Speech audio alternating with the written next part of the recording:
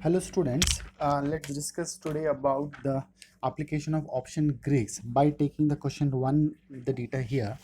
As we have a conceptual understanding about the option Greeks, where we try to understand that the option Greeks is nothing but the option variables which has a different elements like spot price, strike price, risk-free rate, standard deviation and the time to expiry.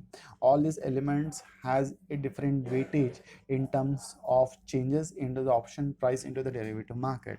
So today we'll try to look at individually as an element or in a variable or a Greek, what is the effect that it will have on an option price, right? So this is a simple question that we have been taken here to understand the option Greeks. So the data which is being given here is the strike price is given as 70, risk-free rate is given as 6%, time to expiry is 90 days, standard deviation is 0.40, and the spot price is 60, right? So first is what is that we need to calculate here is the delta, gamma, theta, vega and the rho. So these are nothing but option grids as we understood. So let's proceed fast with calculating the delta. To calculate the delta, that is nothing but nd1, right? So one more thing, let's make a note here that we have been given the formula for both call and a put. Since in the given question they are asking only to calculate about in a call option, we'll apply only the option Greek formula for the call option, not for the put option, right?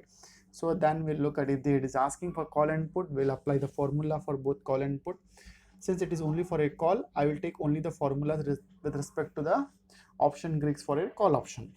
Okay, to calculate the delta, right? As we understood that delta is nothing but change in the option price due to the changes into the spot price into the market, right? What change? That is 1 rupee change in the spot price, right? How much is that option price is going to change in the market? So to know the nd1, delta stands for nd1, right? We need to calculate nd1, we need to calculate first d1. Okay, so to calculate d1 we'll have to take the simple formula ln open the bracket s naught by k plus open the bracket r plus standard deviation square by 2 into t divided by standard deviation root t. Substituting the values which has been given, so I'll be getting the delta value as minus 0.78. Similarly, applying the formula of D2, I'll be getting the D2 value as 0.95. So I got the value of D1 and D2. Now I apply the normal distribution table and get the value of ND1, ND2, N, okay, N of minus D1, N of minus D2. So here is the value since 0.5 plus, okay, that since d1 is a minus, so plus into minus it would be minus. So table value of the d1 would is 0.2823. So I got it 0.5 minus 0.2823.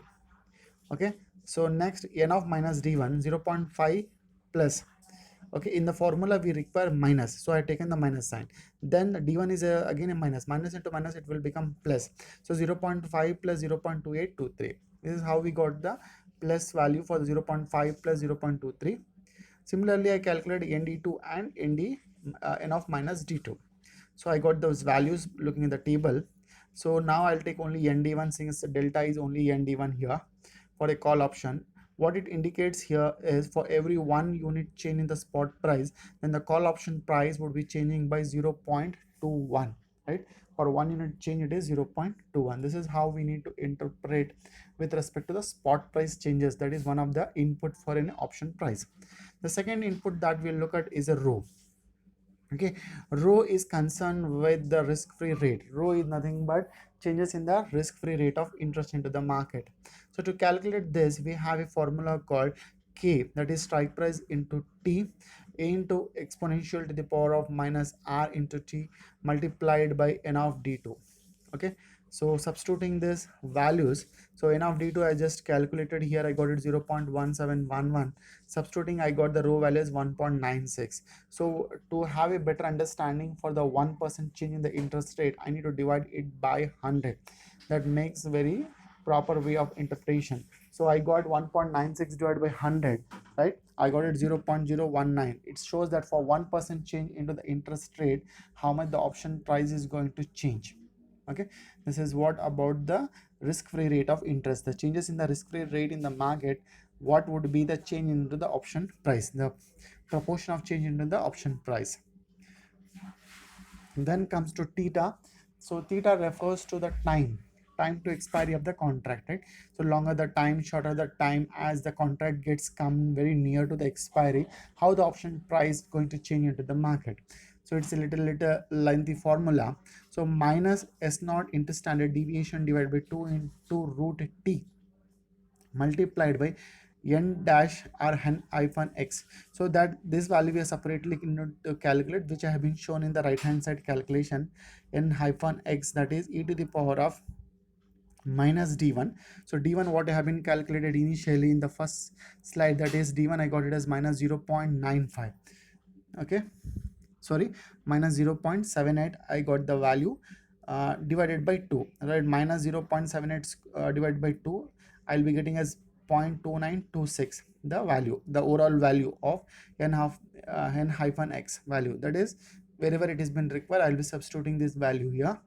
Minus exercise price exponential to the power of minus r into t into risk free rate as 0.06 into nd2, which I calculated as 0.1711, right? Simplifying this value, and we will get the time value, time to expiry as minus 9.321.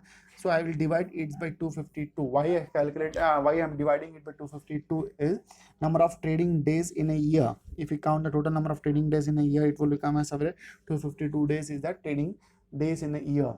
So I want to know for one day what is the change in the option price. So I divide by 252. I will become to know that for every 1 day decay into the day, means suppose if it is a 30 days over left over, so 1 day passed, 29 days are left over, 1 day passed, 28 days are left over, right?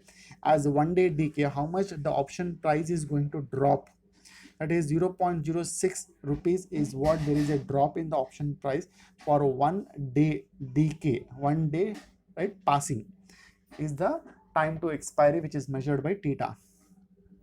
Coming to Vega, so Vega measures the volatility. So formula is standard S naught into root T into n hyphen x. N hyphen x value which you have been calculated in the previous 0.2926. Substituting the other value, I will be getting a 7.15 and divided by 100 the volatility. So I will be getting a 1% change in the volatility.